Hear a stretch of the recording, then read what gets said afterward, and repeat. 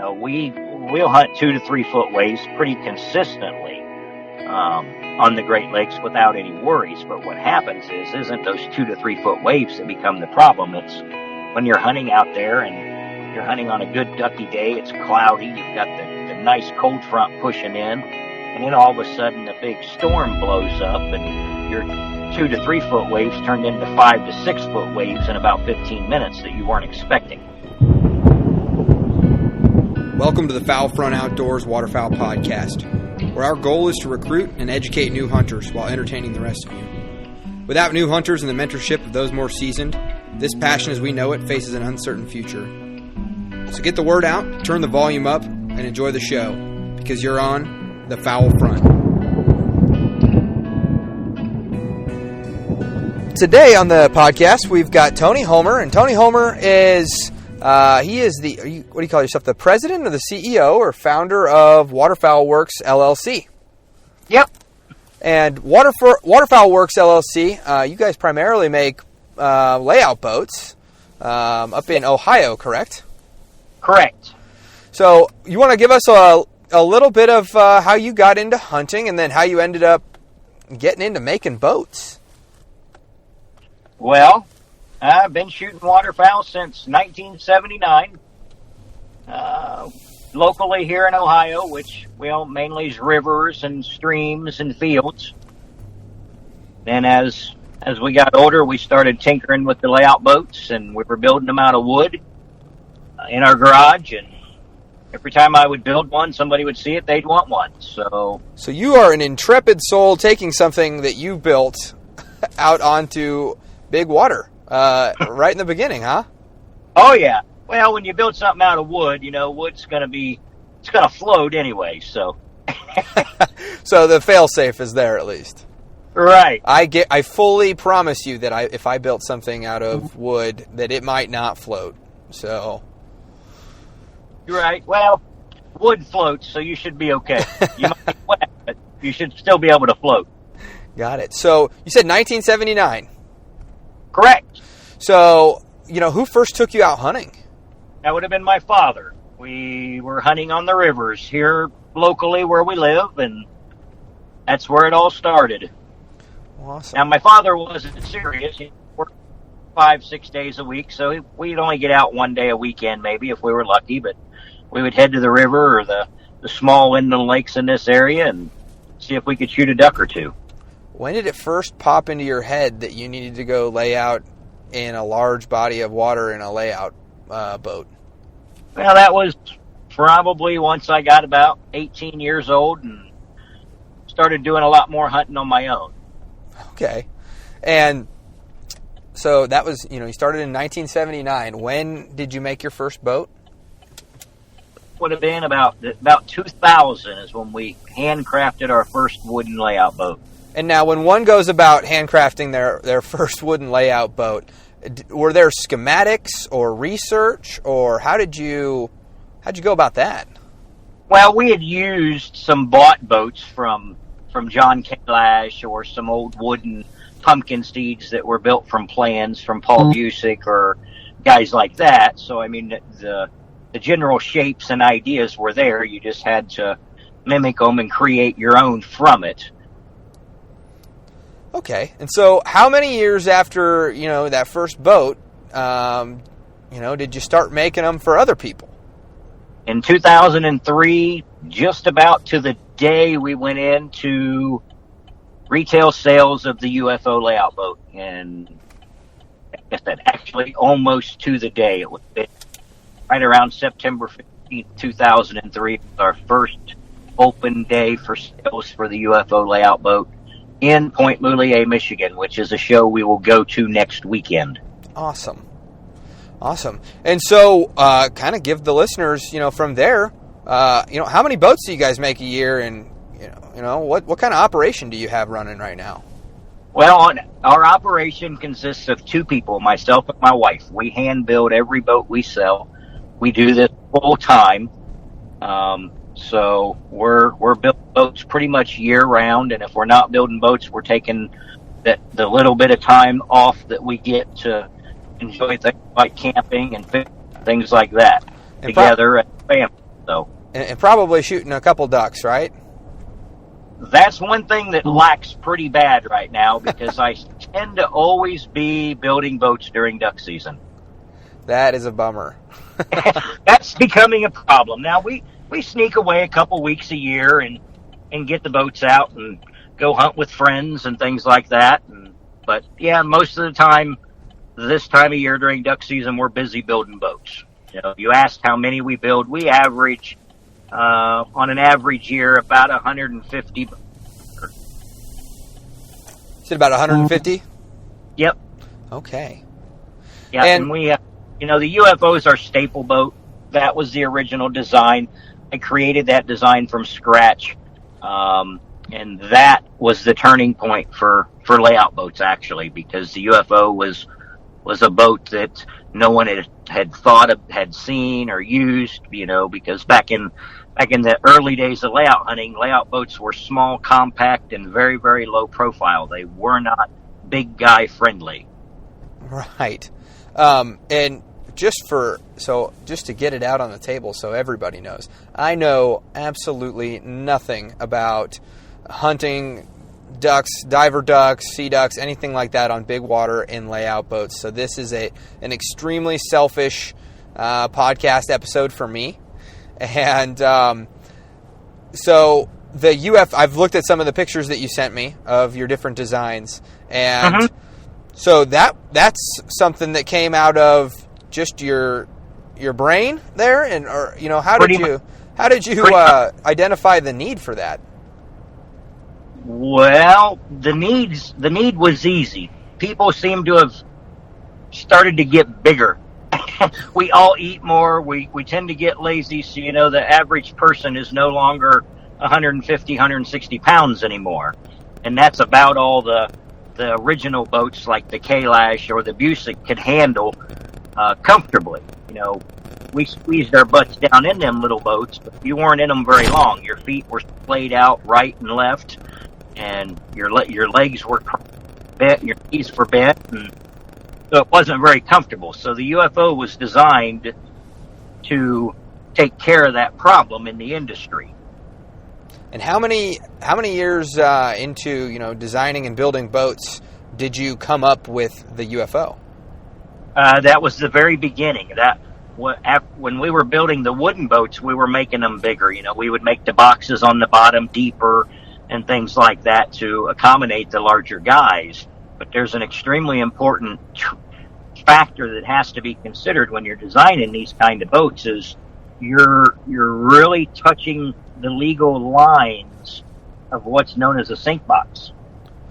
Well, right. A sink box, by definition, is if you can hide your person below the surface of the water, you are illegal. You are hunting out of a sink box. So when we design these layout boats, you have to really take that into consideration, because if you make that box too deep where you're laying, and you could actually lay down flat in that and be below the surface of the water, you could be ticketed for it, because it could be essentially considered a sneak box. Interesting. That's, I didn't think that was going to come up in this conversation, and that's interesting. And then, so you're talking, you come along and you start building boats, and there's obviously been people that were building layout boats for many years before that. What was that like? Kind of being on, turning history. Well, the originators of layout hunting arguably is the Great Lakes, Lake Erie. We had a very, very known builder here in Ohio, Paul Busick. He built boats for years.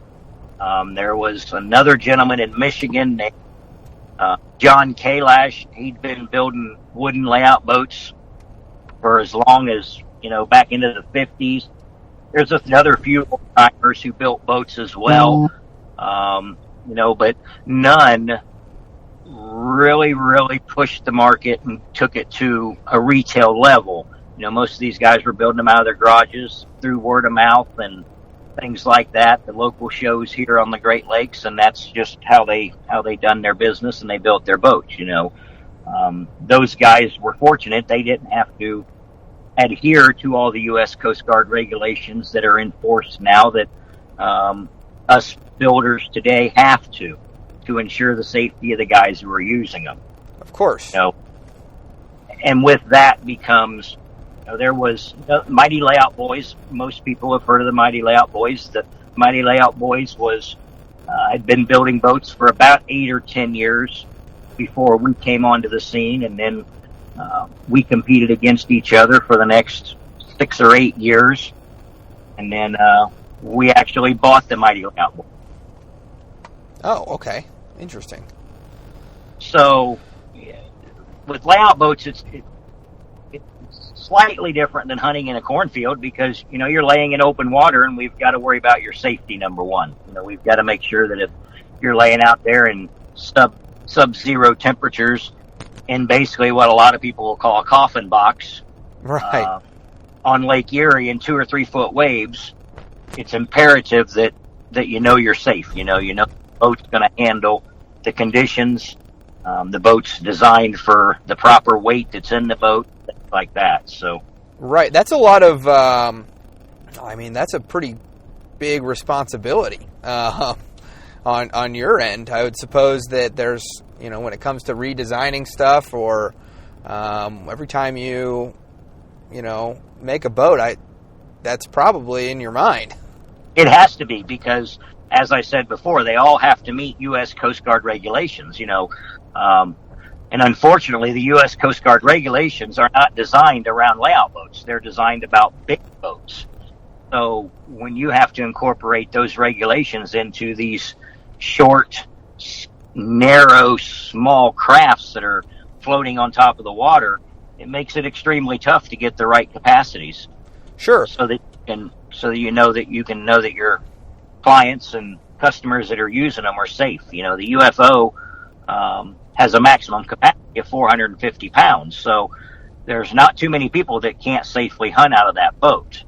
Right. Now, you flip that around and you go back to one of the other designs that we own now, the Paul Busick design, which we call the Erie layout boat. That boat's only legally rated for 252 pounds. So there's a huge variance in the weight ratings and the legal capacity ratings on these boats, and that's why we offer so many different ones. If you're a 150-pound guy soaking wet, you can hunt any of the boats we build safely. But if you're one of them guys that likes to eat and they're pushing 300 pounds or big, giant, muscular fella like that, then you need some room to get down in there and be comfortable as well, and that's what the UFO's for. So. Right. So we built many different models for many different reasons. Each one has its own particular size rating, so to speak. This week's episode is brought to you by the following partners. Hunt Hickory Creek. And new to Hunt Hickory Creek this year is their Central Kansas Lodge. Now, they run hunters from the end of October all the way through January, and they're situated right between Quivira and Cheyenne Bottoms, which combined can hold hundreds of thousands of birds at a time. Now, these guys work their tails off to not only put you on birds, but to show you a great time. So don't take your chance on something shady or unknown. Come check out Chase and a few of his guides, Cody and Scotty, in our Facebook group and pick their brains. And if you're going to hunt Kansas, hunt Hickory Creek. We're also brought to you by Dive Bomb Industries, the fastest growing, most affordable decoys on the market. With unmatched customer service, you can find them on Facebook, Instagram, or DiveBombIndustries.com. You can also find Asher in our listeners group, and you can use the code FOULFRONT to get your 10% off and get yourself into a large, effective, and affordable and easy to set up spread. It takes about a minute to set out a dozen. They take up no space in the garage or truck. So go get yourself twice the decoys with half the price and none of the hassle at Dive Bomb Industries. Now, with dove season approaching us, and teal season, remember that they too are migratory game birds. Federal laws apply in all 50 states, and that includes gifting and tagging laws. Make sure to keep your birds separated and or tagged when transporting or storing them with other hunters' birds. This includes from field to home as well. Gifting in the field, although commonly done, is never legal under 50 CFR 2040, and it must be done at the donor or donee's personal abode. For other helpful hints and tips, check them out on Facebook or under Tags Llc on their website at TagSLC.com. Have fun, be safe, and keep it legal. We're also brought to you by Athlon Optics, which produces some of the finest shooting scopes and binoculars on the market. Their ED glass is top-notch and rivals the glass of binos 3 or 4 times their price. You'll be able to pick a goose out in a depression from half a mile away with these things. They're tough, sturdy, and then this is where Athlon Optics goes above and beyond with a lifetime warranty. This thing which is pretty critical for a waterfowl hunter. So head on over to Athlon Optics and get a top-of-the-line binocular system for the season at a fraction of the price and a no-worries guarantee.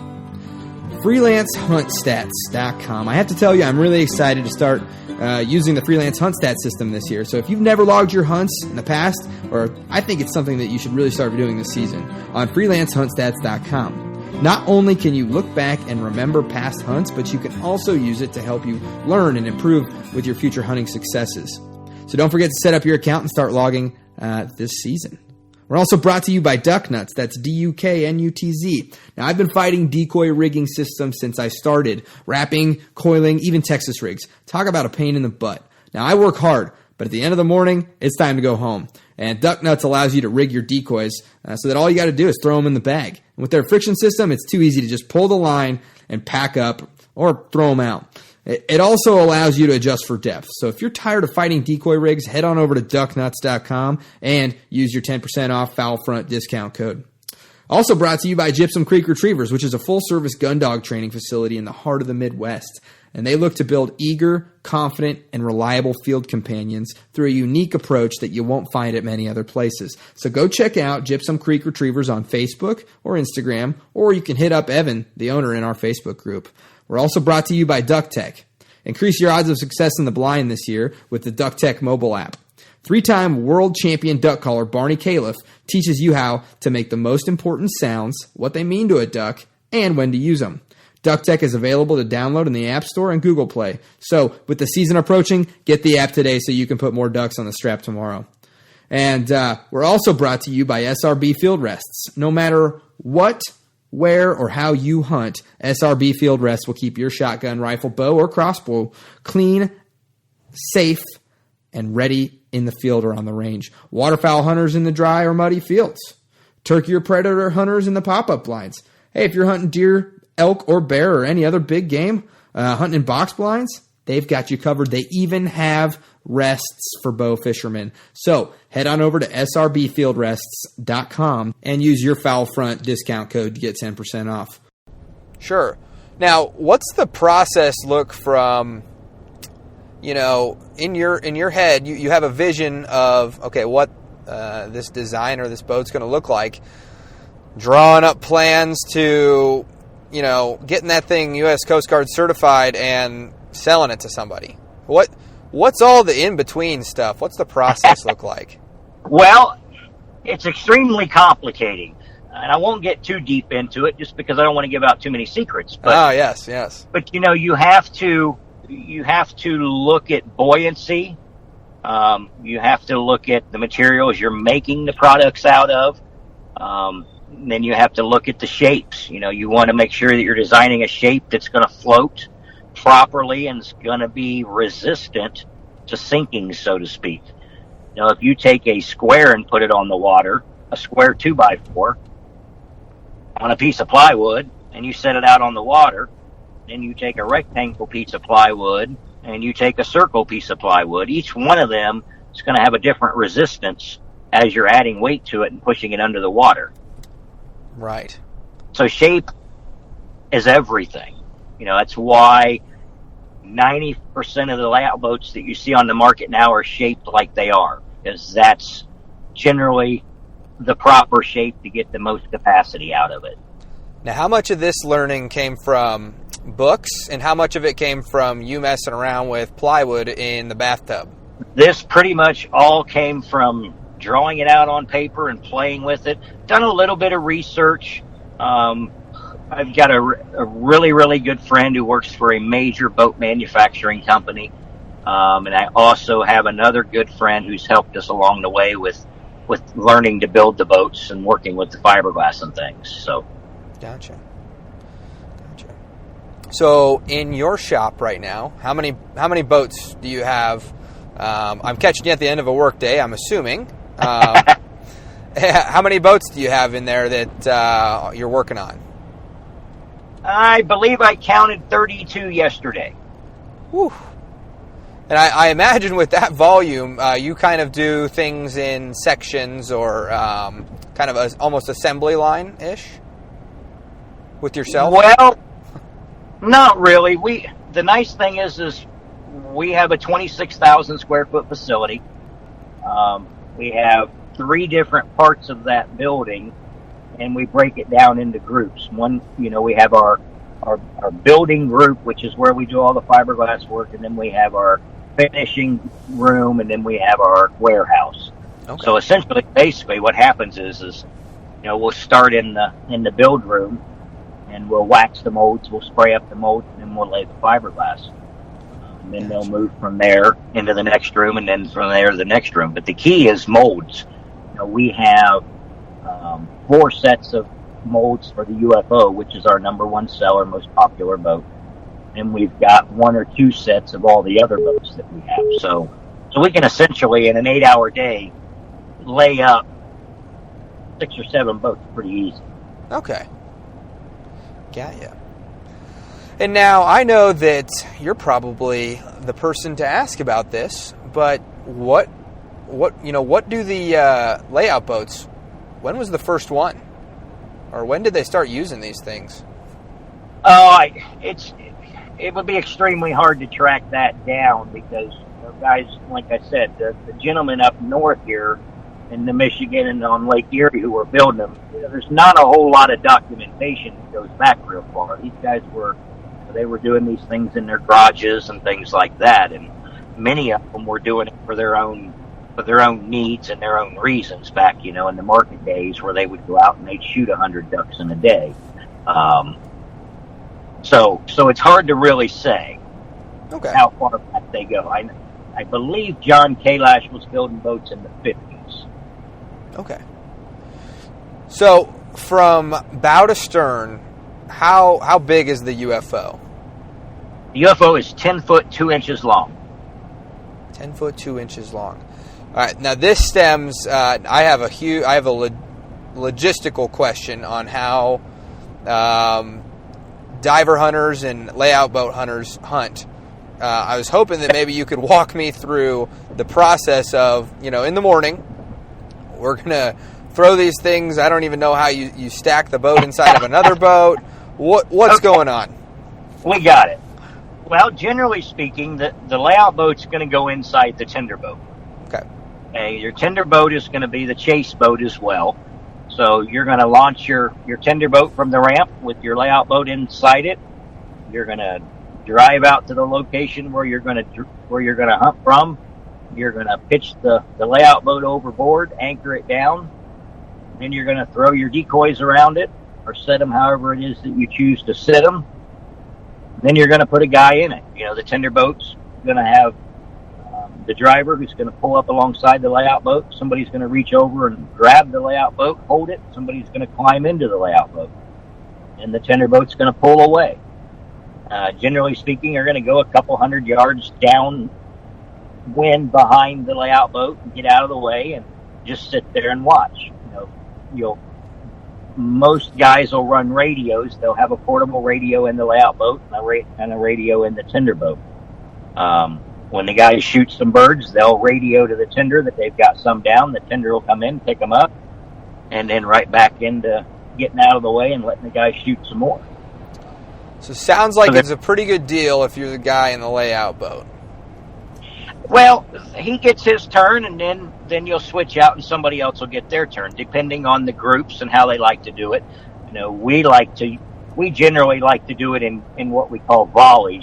You get 3 volleys, so to speak. So you get a group of ducks that come in 3 times to shoot at, then we're switching. If it's a super slow day and we're wasting too much time, you may only get 1 volley before we'll switch out. So, okay. But everybody takes their turns and swaps in and out of the boat. It's not like field hunting for mallards or blind hunting for mallards or things like it's not one of those you have to be there at daylight. Layout hunting, it can be better off later in the day than it is in the morning. And it's more dangerous setting up a layout boat in the dark. You don't want to throw a layout boat out on the open water in the dark and then leave it unattended without lights or something like that, because it could get ran over. And actually, we had a customer who lost one last year to that exact reason. Thank God there was no one in the boat. Oh, man. That leads me to my other thing. So since it's not a boat that's under power, you don't need to have like any lights or anything like that when it's sitting out there. But I suppose it's probably, if you're out there in the dark, it's probably a good idea to have your headlamp on or something. If you're going to set up in the dark, the boat needs to have a light on it, and there should not be anybody in it. Okay. Because, if you've got a boat out there, somebody going fishing somewhere, and they go flying across the lake, they're never going to see it till it's too late. They're going to run over it before they even know it's there. Right. They're hard enough to see in the daylight. Yeah, I mean, sure. That's the intent of it. So never leave your layout boats unattended in the dark, guys. Make sure you put lights on them, bright lights. Don't put anybody in it if you're setting it up in the dark. Personally, I would advise you not to even set them up in the dark. It's not necessary. Wait till daylight. In the last 15 years, how many boats have you had to replace because of a similar incident? That is the first boat that I am 100% certain of that got ran over. Got it. Oh, man. But it only takes one. Yeah. If somebody's in it, Yeah. And we exactly. have to think about that. Safety is number one when it comes to this kind of hunting, because every step of it has so many dangers that we're walking right into. Our life is on the line in so many different ways, layout hunting, that we have to take extreme cautions. Yeah, I'm a land lover, not a sailor or a waterman or anything like that. I can swim pretty good, but I won't even take my 14-foot John boat. I won't take it in a place that I can't stand. And so this whole everything that you're explaining to me it's my eyes are just wide open right now. Talking about 2-3 foot waves in this little 10-foot boat. Yep. And whereas safety is always present when I'm hunting, but I don't know if it's like we plan for it and we plan to be safe and we do things that are almost second nature that are safe. But it sounds like safety is like the number one thing when it comes to layout hunting. It has to be. Safety is number one. There's just too many things that can go wrong. For example, if you're out there on Lake Erie or Saginaw Bay or on any big body of water and it gets rough, if you're out there hunting in 2-foot waves, maybe even 3-foot waves, because the windier it gets, the better the hunting can be. Right. And you're transferring from that little boat into a tender boat 2 times for each person. You're crossing the line from one boat to the other to get into each boat. So one bad move right there and you could end up in the water in sub-zero temperatures. Yeah, and not water that you can stand in, more than likely. No. Most of the time when we're layout hunting, the water's over our head. So, you're out in open water that's not water that you're going to stand up in if you go in. And then, as we all know, it's not a big secret that if you go into the water, you're going to weigh a hell of a lot more, and it's going to be a lot harder for someone to get you out of it. Yes. Yeah, absolutely. So we don't want to go in that water if we don't have to, just because that just creates hypothermia issues, shock issues, all kinds of other things to add fuel to that fire. So we have to be extremely cautious, and we have to be very, very careful. We sell a lot of boats to new guys who've never done it before. And I can't stress enough how important and how motivated we are on giving them that speech that you've got to practice when it's warm. You've got to know what you're doing. You've got to get used to it and know your boat, know the layout boat, and more importantly, know the guys you're using them with. If you got a guy who's never drove a boat before and you're going to make him be tender boat captain, you could have all kinds of problems. I mean, he could run over the layout boat. So you get out there in rough water, maneuvering a boat around isn't that easy to begin with, and now you've got to pull it up beside a layout boat with somebody laying in it. So all kinds of safety factors. All right, and this week in waterfowl conservation news, earlier this month, the Migratory Bird Conservation Commission approved a $23.8 million in grants for the U.S. Fish and Wildlife Service and its partners to conserve or restore almost 135,000 acres of wetland and associated upland habitats for waterfowl, shorebirds, and other birds in 17 states throughout the United States. The grants made through the North American Wetlands Conservation Act, the NAWCA, will be matched by over $60 million in partner funds. The NAWCA grants ensure that waterfowl and other birds are protected throughout their life cycles. The NAWCA is the only federal grant program dedicated solely to the conservation of wetland habitats for migratory birds. And since 1989, funding has advanced the conservation of wetland habitats and their wildlife in all 50 U.S. states, Canada, and Mexico, while engaging more than 6,000 partners in over 2,800 projects. For a partial list of the latest grant beneficiaries, there's the Maine Wetlands Conservation Initiative, which is about $1 million to conserve about 27,000 acres of wetlands for waterfowl, songbirds, and other species in coastal Maine. The Klamath Basin Wetlands has about $1 million to restore and enhance 12,000 acres of wetlands on Working Cattle Ranch and elsewhere in the Klamath Basin in Oregon and California, including wet meadows on a cattle ranch. Work will benefit northern pintail, sandhill crane, and many other species. Now, the Texas beaches to bays is another $1 million to permanently protect 5,300 acres of coastal prairie, coastal marsh, and other wetlands and uplands in the Texas mid-coast. The project will benefit the mottled duck, the mallard, the redhead, and many other species. I want to go ahead and give a big shout-out to Brian Corey for putting together this week's waterfowl conservation news. I try to teach, coach, and mentor the listeners on here. If there's anybody new, I like to think, hey, if you listen to this podcast enough, and if you reach out to a couple, people and mentors, you could probably go cut your teeth by yourself duck hunting. I don't think that that's the case at all with what you guys are talking about right now. Well, and again, anybody can do it, anybody can learn it, but learn it in the summertime when it's warm. Or if you're in the south where you've got warm weather, it's not a major deal. But up here in the north where we're at, we're breaking ice a lot of times to go hunting. So, we deal with extreme cold temperatures, and that just brings on more extreme dangers. So we like to make sure that everyone is extremely cautious and extremely aware of the potential dangers when you get into layout boat hunting. Right. But with that said, it's some of the best hunting you'll ever do. Because they're flying right up in your face, right? Right. I mean, you're out in the open water, and diver ducks don't fly high; they fly low to the water, generally speaking. And it's not uncommon to see them within range of you reaching up and just grabbing them. Wow. All right, back to the transportation piece a little bit on getting this thing out there. Okay. You're talking about a 10-foot boat, and how wide is it? 62 inches. Oh, wow. Okay, so we're not talking about a small... What did you say the bigger boat was called? The tinder boat. The tinder boat. So no, you're going to need... The tinder boat's going to be a pretty good-sized boat.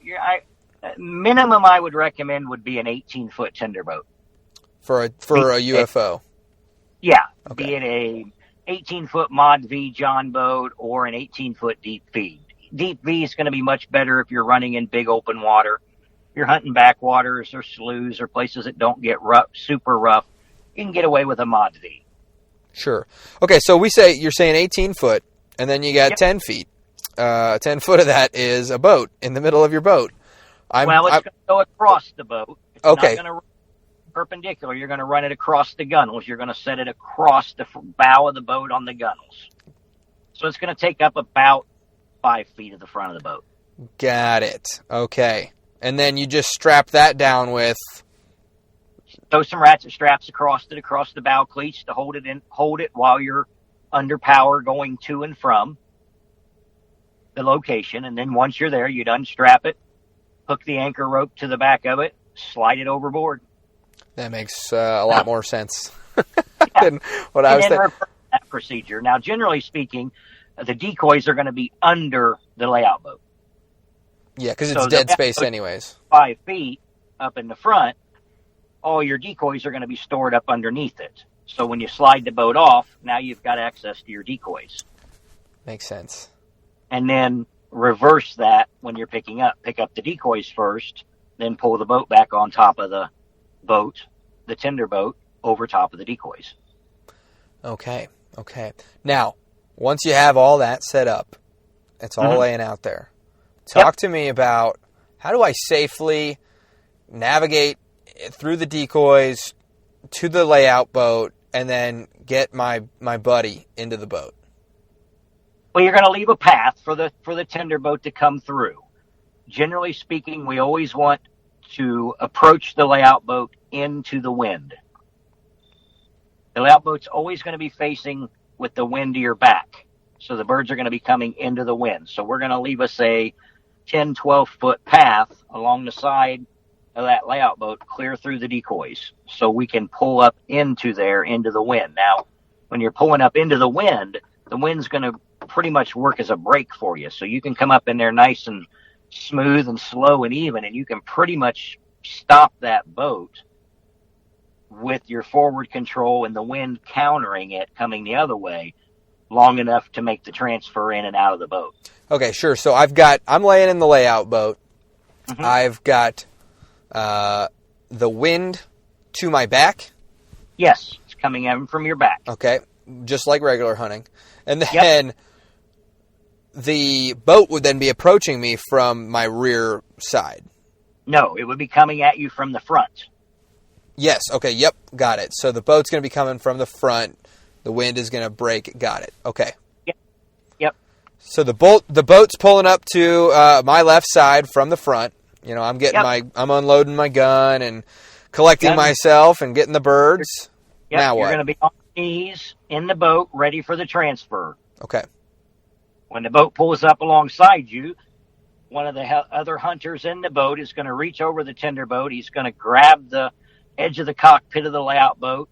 And at that point, you're going to stand up, grab the side of the tender boat, and step out of the layout boat into the tender boat.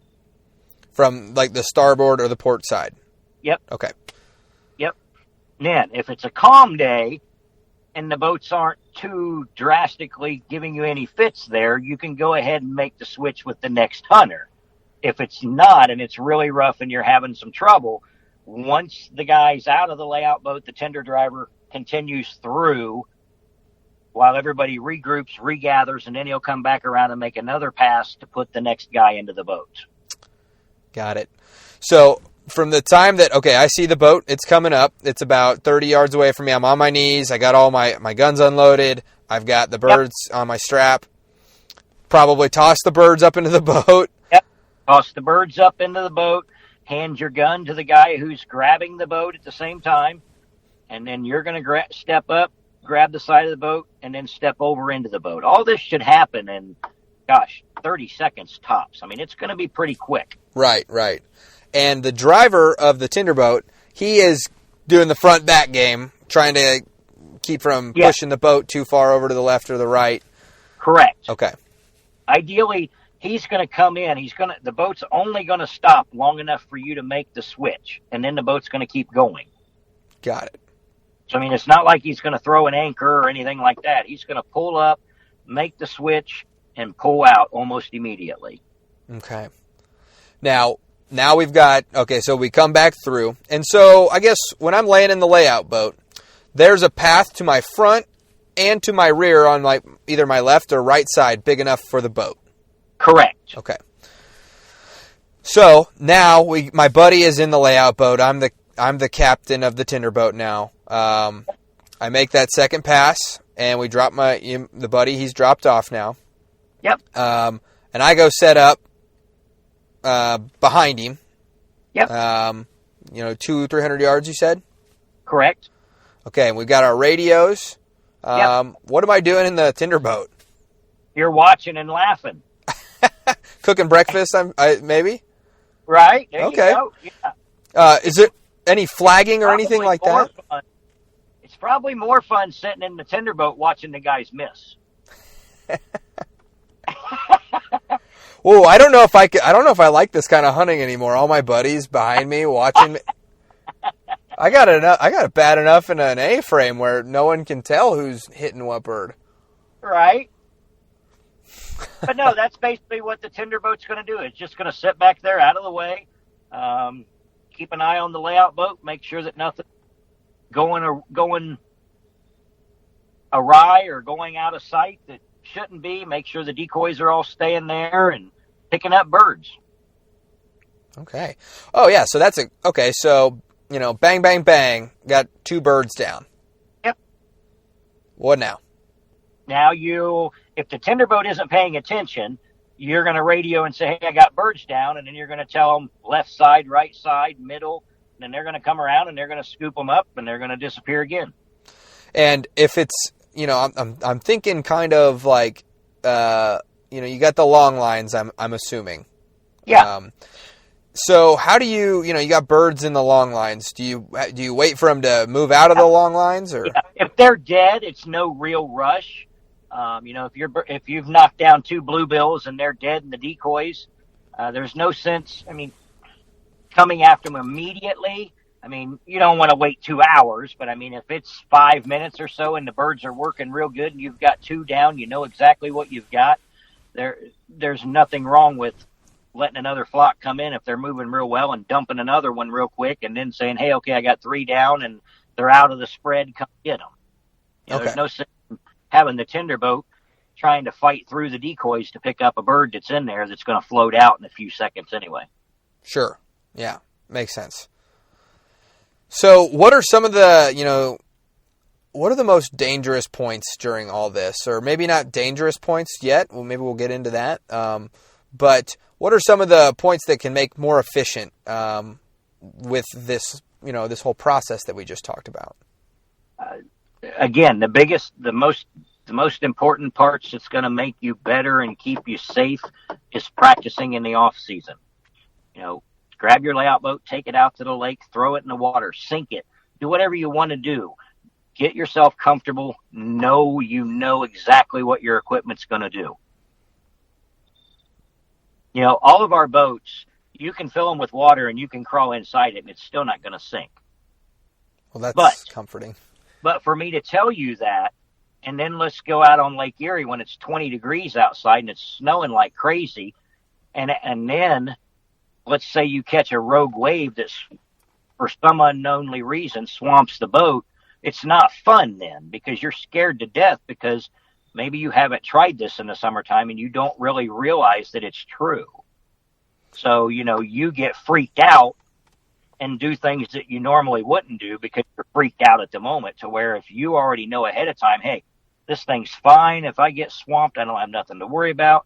When that does actually happen or could happen, then you at least know ahead of time that, hey, well, I'm cool. I don't have to freak out here. Everything's good. I got plenty of time.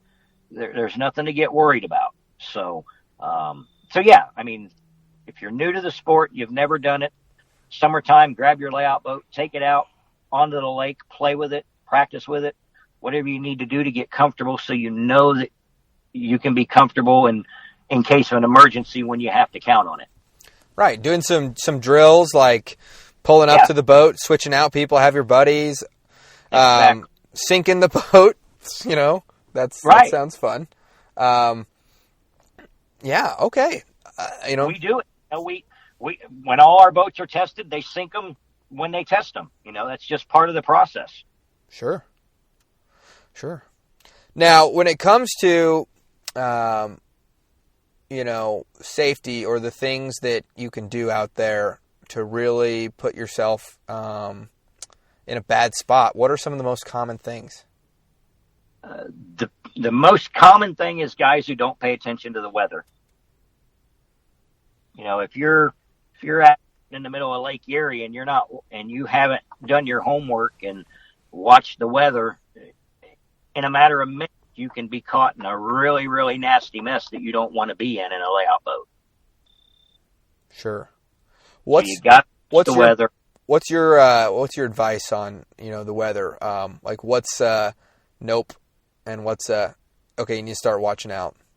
Well, and basically everyone's going to have their own limits to how rough a water they're willing to hunt in.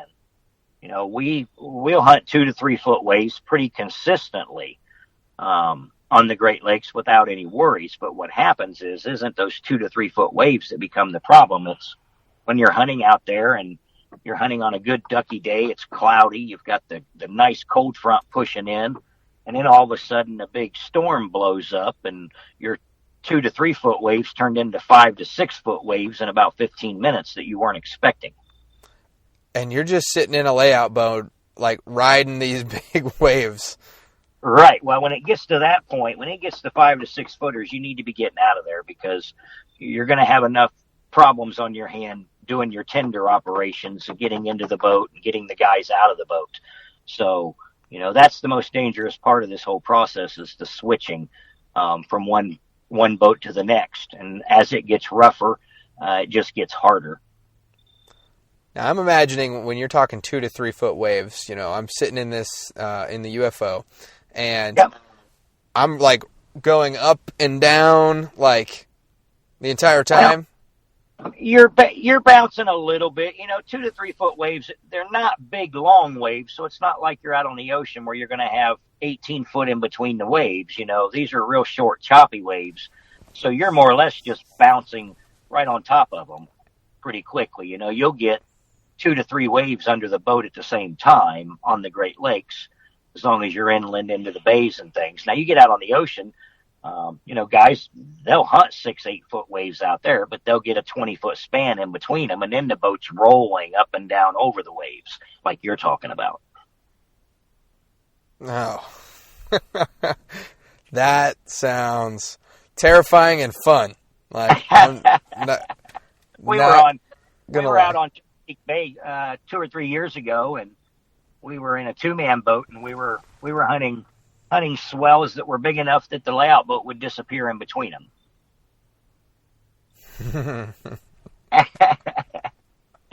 Okay, I think I'll stay in Kansas. Right? No, I the more we talk, I really do. This has given me the itch to go try all this out. It's a phenomenal hunt. If you've never done one, you need to try it because it's just a exclusive way of hunting ducks, and it's probably the most dangerous way you'll ever hunt ducks. And when you put those two things together, that's what makes us tick. We all like a challenge.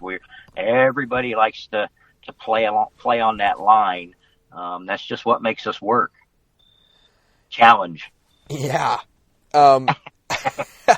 Well, what are some of the principal differences? We already hit a little bit on it when you were talking about, the birds flying real close to the water. What are some of the principal differences between, what's the draw, the big draw besides, the daredevil factor? Well, it's real simple. Everybody hunts from shore, and diver ducks, while they'll go into shore, they're not going to feed on the shore. They're going to feed out in the open water. And when they're out flying around and they constantly fly up to the shore and they get shot at, that just pushes them out into the open water. Well, that makes sense. Yep. How do you go around scouting for, big water birds? You look for the feeding and resting areas. So the big giant rafts of birds are. So you're just looking for birds. Okay. Just look for the birds. Find the birds. I won't touch on this too much, but don't run the birds up. Leave them alone. Find you a spot in between them. The birds are going to rest in an area. They're going to feed in an area. And they're going to travel back and forth, just like Canada geese do in the fields. So there's no sense going out and pushing up 5,000 birds. When all you got to do is set up somewhere in the middle of them out there and just pick them off as they start trading. Right. So when you find a big raft of birds, do you generally, set up downwind of them or between them and some other place? Or generally speaking, you're going to want to set up in between where they're flying to and from. If you find a big raft of birds and you watch it for 20 or 30 minutes, you're going to see birds coming to it and birds going away from it. Get in the middle wherever they're at. Okay. Just like hunting Canada geese in a cornfield. If you live in a town that's got a decent resident amount of geese, you know where they roost, you know where they feed. Where do you want to go? You want to go in the middle somewhere. Right. So it's the same thing here. If you can't hunt them where they feed, you're going to hunt them in a field in the middle and try to pull them that way. And with hunting diver ducks, it's the same thing. Most of the time, we're gonna track them down and we're gonna know their flight paths, and that's where we're gonna try to set up. Okay. And what are your considerations for, decoy deployment? Size, orientation, formation. I'm not sure. Well, with diver ducks, it's about numbers. It's a numbers game. So generally speaking, you can use pretty much any size decoy you want to use. We like to use a magnum size, 15-inch body or something like that. And then we like to use lots of them. Generally speaking, 8 dozen plus. Okay. Now, I don't know much about long lines and whatnot, but that looks like a complicated task in itself, not crossing over things. I know you have to use bigger, thicker lines. What are some no-nos when it comes to long lines? Thin line. You need to use a nice, thick, heavy line that's not going to tangle. Okay. And then setting them is really easy. That's just, you just drop it out the back of the tender boat. The tender boat drives and somebody feeds them right out the boat and then drops the anchor, and then you just go back and do it again. And then picking up, I'm assuming, is in picking reverse. Them up. Right. You just grab an anchor, grab a decoy long line, and pull it in the boat and just start pulling them in. Not difficult. Actually pretty quick. Yeah, it sounds like it has the potential to be a real pain in the butt, but if you've got your tactics down and you've got you're using a good heavy cord, they won't get tangled. A lot of guys are running them right straight into big leaf bags, or they'll pull the long lines in, leave them all attached, and put them into slotted bags. So it's pretty easy in, pretty easy out. Okay. Now, when it comes to motion, do you have to worry as much about motion as, puddle duck hunters do, or not? Are you talking about like a motorized decoy, like a Mojo or something? Yeah, I guess Mojos, flags, that sort of thing. Not so much. You can use them to get attention, but it's not real necessary. Okay. If you're out there where the divers are at, you don't need the extra pull, because if you've got your number of decoys out, you're going to get your share of them to pull in. Yeah, and then obviously the concealment portion comes from your boat. Yep, that's a pet peeve of mine, and I see it all the time. And the one thing that I will say is, if you're laying in a layout boat, you need to be laying down in the layout boat. If you look at the internet and you look at pictures of guys in layout boats, all the guys that you can see their heads and shoulders are doing it wrong. They need to be down in the boat. If you want to hide, you're already out there in a layout boat because you want to be in a low profile boat and you want to hide. And if you're going to sit up in it, you've defeated the purpose of being a profile boat. This probably irritates the boat maker. Yes, that's a big pet peeve of mine. We put headrests in our boats, and we put them in a particular place for a particular reason, because that's where your head should be. That's funny. My layout boat didn't work. It wasn't low enough. Well, you were sitting up the whole time. Get a lot of calls. We'll get a call, man, we're struggling really bad. We can't get the birds to come in. So, you got any pictures? I'll ask. You got any pictures of the spread with guys in it so I can take a look, see what's going on? 9 out of 10 of those pictures that I get will have a guy sitting up in the layout boat. Just like poking your head out of the blind. Just like sitting in a cornfield and opening your doors and sitting up. Yep. Same thing. You've completely defeated the purpose of the concealment that you're using. Now, so lay down in the boat. Stay down. I know it's going to be hard to see. It's no different than laying in a field blind with the doors closed and the mesh is closed across your face, and you can't see out of those either. Right. You'll know when they're there. Believe me, you'll know when they're close enough to shoot. Right. And speaking of that, too, some considerations, I don't know if it is or not, but, you're sitting down in the boat, and then, the birds are coming, and now it's time to shoot. Are there any no-nos when it comes to shooting out of a layout boat? Not really. If you're in a one-man boat by yourself, there's really nothing to be worried about other than making sure you know what you're shooting at. I mean, if you shoot something you're not supposed to, well, that's a no-no, but that's on you for not being able to ID it. Generally speaking, shooting out of a layout boat, they should be close enough that you should be able to tell what you're shooting, and that's pretty much the only time you got to worry about it. So what you're telling me is it's not like shooting out of a canoe. Not at all. No. The stability is super stable. You can stand up and do jumping jacks in them if you wish. I mean, the stability of the boat's going to be fine. Now, if you're in a two-man boat, now you have to be concerned a little bit if you have two right-handed shooters, because you got to make sure that the shooter on the right side isn't swinging in front of the guy on the left side, and shoving his barrel in his face and all that kind of good stuff. But that's only in a two-man situation. Got it. So now I wanted to touch a little bit on calling diver ducks. Not necessary. Not necessary. Perfect. Some people swear by it. I've never called a diver duck in my life, and I've shot plenty. Well, okay, good to know. So I don't need to buy a diver duck call, sounds like. Not necessary. Oh, man. Well, perfect. So you have the UFO, Yep. And then I can't remember, what did you call the other one that you had? We have the Kalash boats. We build a Kalash one-man, a Kalash two-man. We also manufacture a UFO towable, which is a boat that's designed to tow behind the smaller tenders. We also have the Erie, which is the old original Busick. And then we have our new two-man abductor that we just started building last October. So abductor, like from a UFO? Yeah. Yeah, there you go. So we have several models to choose from. Okay, so how does one go about selecting the right layout boat for them? Every layout boat that's manufactured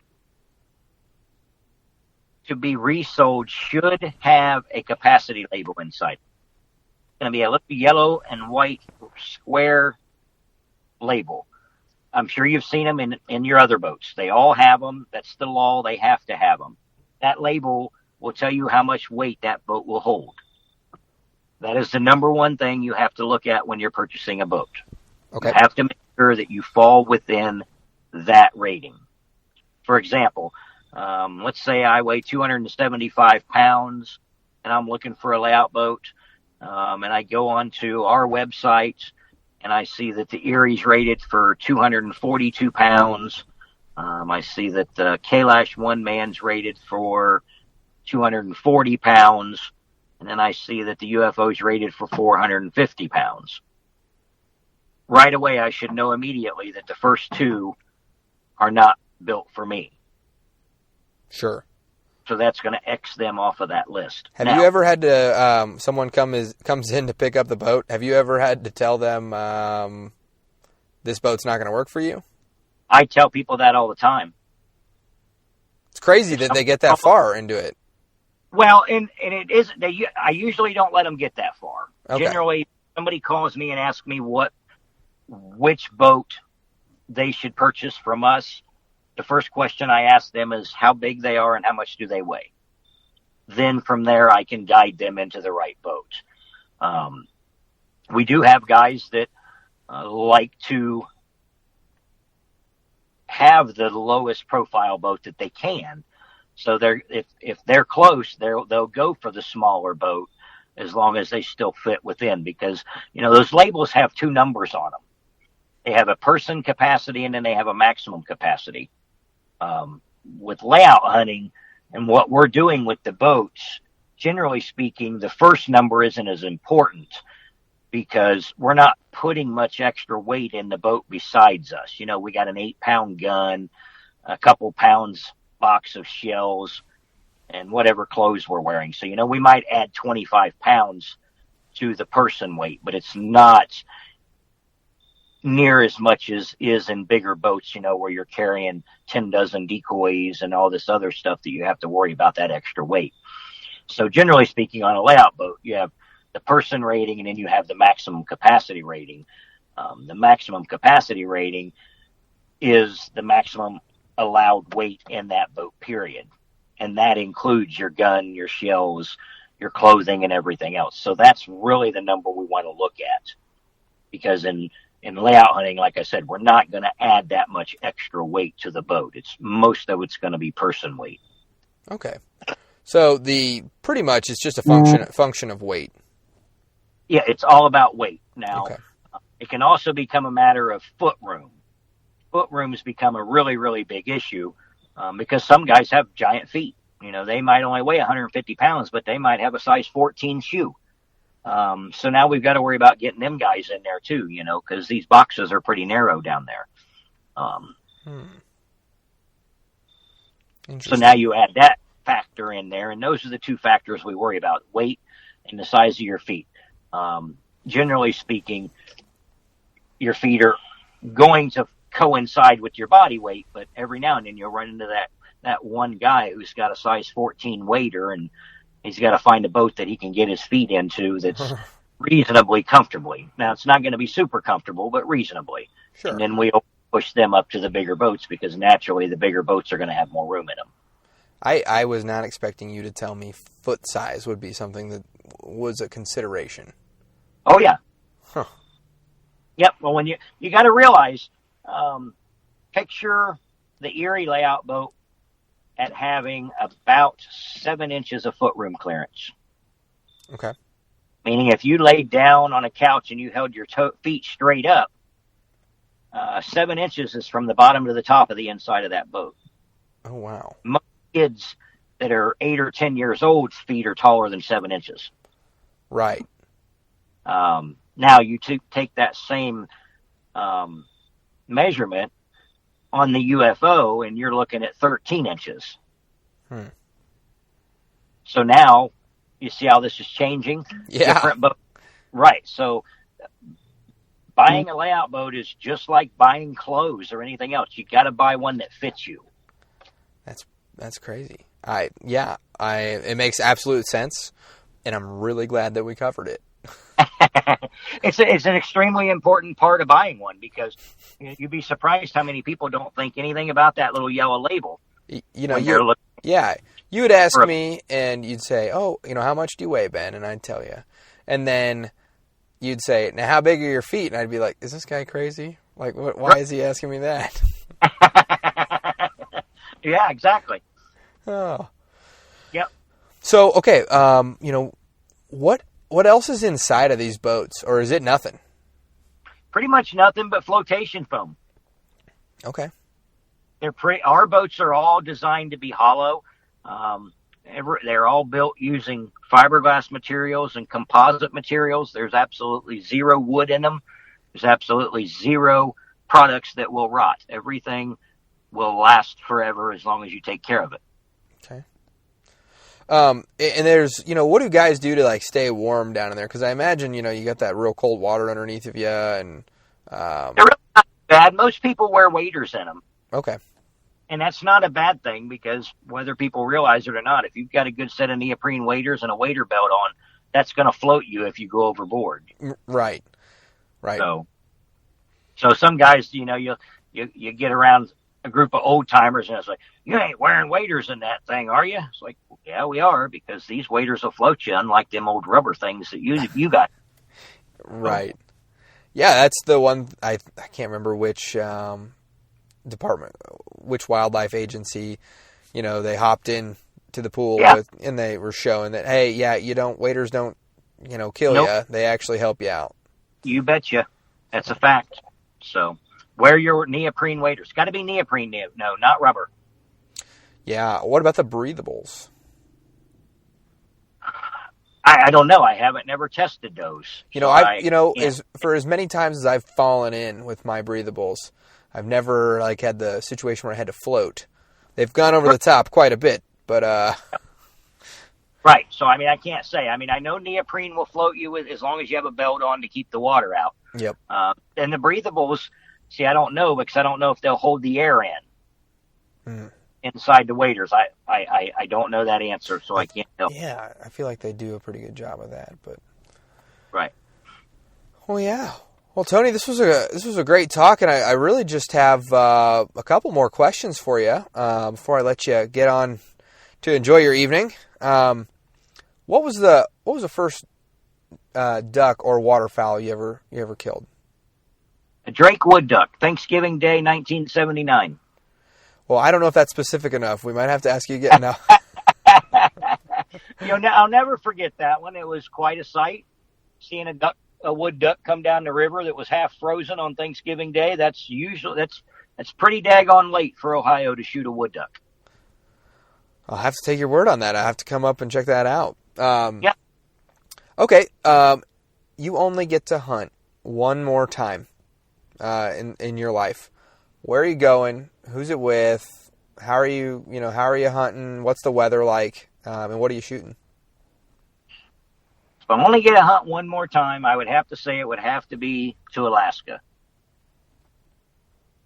Doesn't matter who with, as long as we got a layout boat so we can shoot some king eiders out of one. That was what I was going to ask, if you were going for king eiders. So king eiders and harlequins, yep. Couple birds that's about. There's only a few that we haven't had the opportunity to hunt, and those are a couple of those. So that would have to be it if I only had one more day to hunt. Awesome. Well, is there anything else that you'd like the listeners to know or to leave them with before we head on out of here? I think we pretty much covered everything. They've got any questions or need any help, check us out. Give us a message on Facebook. Check out the website, waterfowlworks.com, or even give us a call on the phone. We're here to help. Awesome. This was an extremely enlightening, episode for me, and I'm really, really glad that actually one of my listeners, Mike Rule, he pretty much did this show. He wrote all the questions. Oh, really? Yeah, well, maybe I wrote a couple questions, but no, Mike Rule, he is passionate about this stuff, and he contacted me about 2 months ago to get this going underway, and did a ton of research, and it's just tickled me pink to be able to do this kind of episode where I don't know anything about it, and Mike is like, hey, here's some of the questions that I have. Here's some of the questions I think that would be great for the listeners to know. And as I'm reading through it, I'm like, yeah, those are great questions. That's awesome. Good stuff. Yeah, absolutely. I know Mike on Facebook. I believe he has one of our UFOs as well. That is what he was saying. And I've been telling him he's going to have, because he's not too far away, and we do a lot of our hunting in Canada, in Mitchell's Bay, chasing the canvasbacks and redheads. So I've been teasing him, telling him we're going to have to hook up down there and see if we can't put some on the boat. Well, absolutely. I'm sure that that's something that he would definitely enjoy. And I know that he's probably been just biting at the bit waiting for this episode to come out. And yeah, it's perfect. And I think that in this next couple years, I'm going to have to give this whole thing a shot. And that was the one question that I forgot to ask. And it's my wife's question, I'm sure. Do you wear a life vest out on these things? We do not wear them once you're in the boat. It's strongly encouraged to wear them during the transfer. Okay. Once you're in the layout boat, you can take it off. You can stick it there beside you because, like I said, you're not going out of that boat. It's not going to flip on you. You're pretty much safer inside that boat than you are the tender boat. So, but when you're transferring, guys, put it on because that may save your life in a bad situation. All right, Tony, I greatly appreciate it, and I've enjoyed this last hour that we've been talking. And you're in on our podcast group, and so if people have any questions, they can link up with you there. And, I look forward to linking up with you in the future and talking some more. Sounds good. All right, Tony. You have a good night. Thanks. Yep. Bye-bye. Bye. All right, and as we do every week at this time of the show, we're going to go ahead and talk a little bit about our partners. These are great people, and don't fast forward through this. This is important, and this is where we're going to have a lot of good updates for you that might be beneficial to yourself. So, I want to give a big shout out to Hunt Hickory Creek. Hunt Hickory Creek, they just opened up their Central Kansas Lodge for waterfowl this year, and Chase, their head waterfowl guy, get in here on the group, and you can vet him. If you're going to spend all this money to get on a guided hunt, you might as well be able to pre-vet and get to know your guide before you pull the trigger on something. And you get in there into the Waterfowl podcast group, you can meet Chase and then his guides, Scotty and Cody, and then even his fiance Megan, who she does a lot of the photo work and a lot of stuff around behind the scenes and out there. So these are great people, and you're gonna really be able to.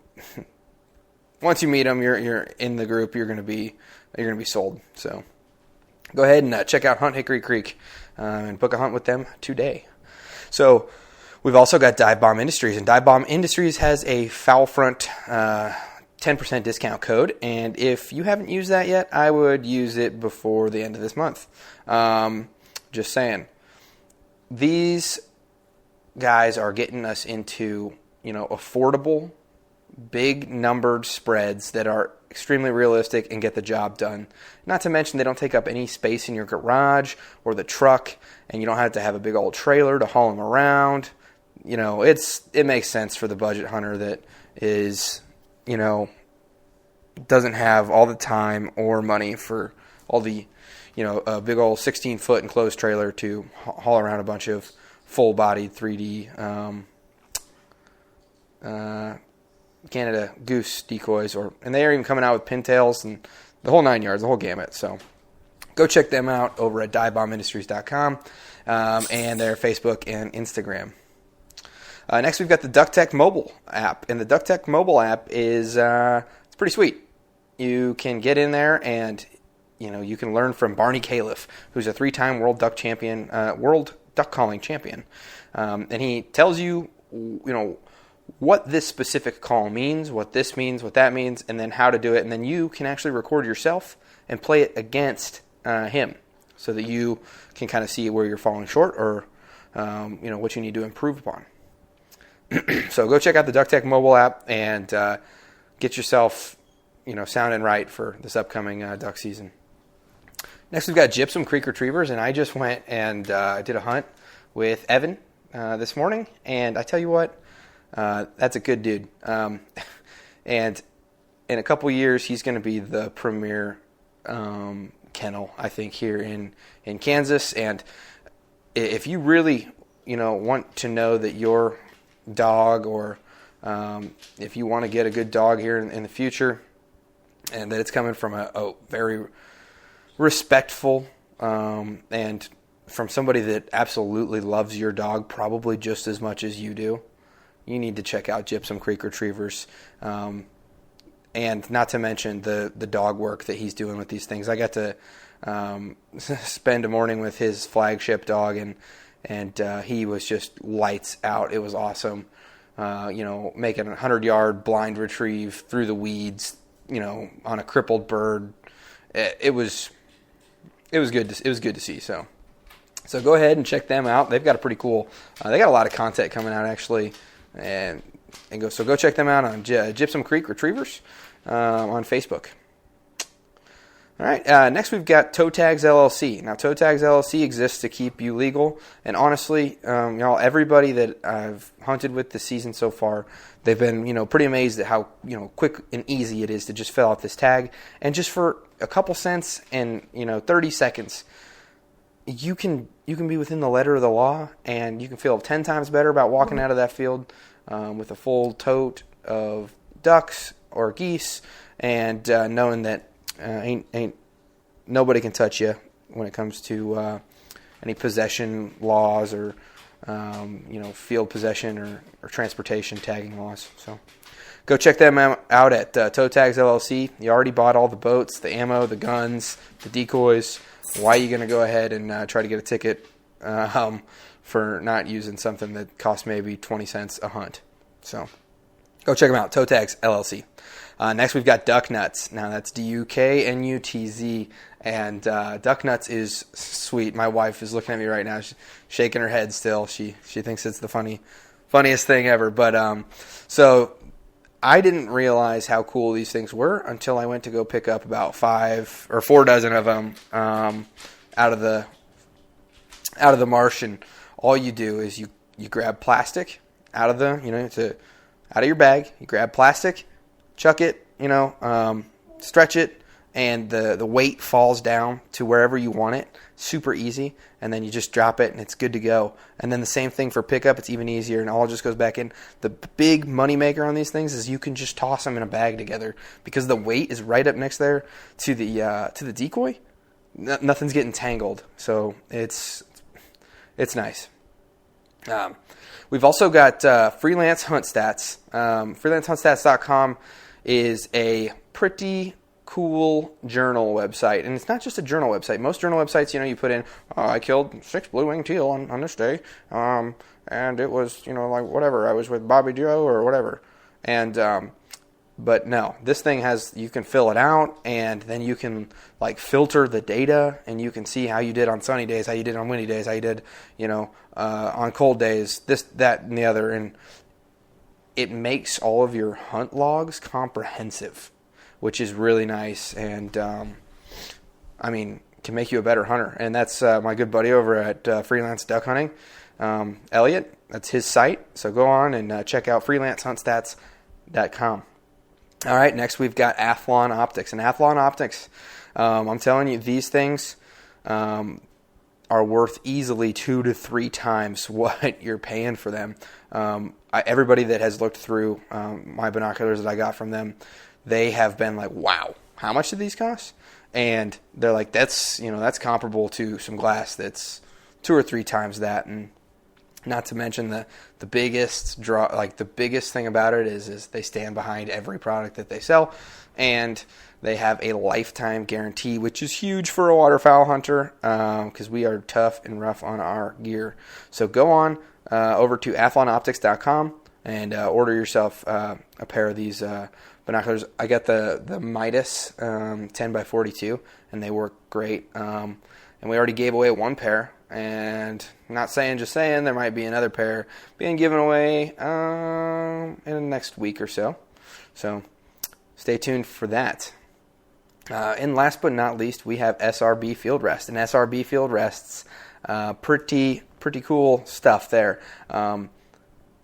Just like with toe tags, why are you gonna go out into the field and set your expensive shotgun down in the mud? It doesn't make sense. He has all sorts of rests for your gun in the field, so he's basically solved the problem of setting your gun down in muddy fields, marshes, everything of that nature. So go ahead, check out srbfieldrest.com or check him out on Facebook, and go ahead and keep your gun out of the dirt today. All right, that's all we have today, folks, and we will, get back into the meat of this, and we will see you next week. Thanks for listening to this week's episode of the Fowl Front Waterfowl Podcast. Please come join us on our Facebook group, the Fowl Front Waterfowl Podcast group, where you can connect with a good group of hunters, because we're all in this together. We need to act like it so that hopefully our great grandkids will be hunting ducks over our favorite public lands. We also ask that you go ahead and give us a written review on iTunes and give us 5 stars if you think we deserve it.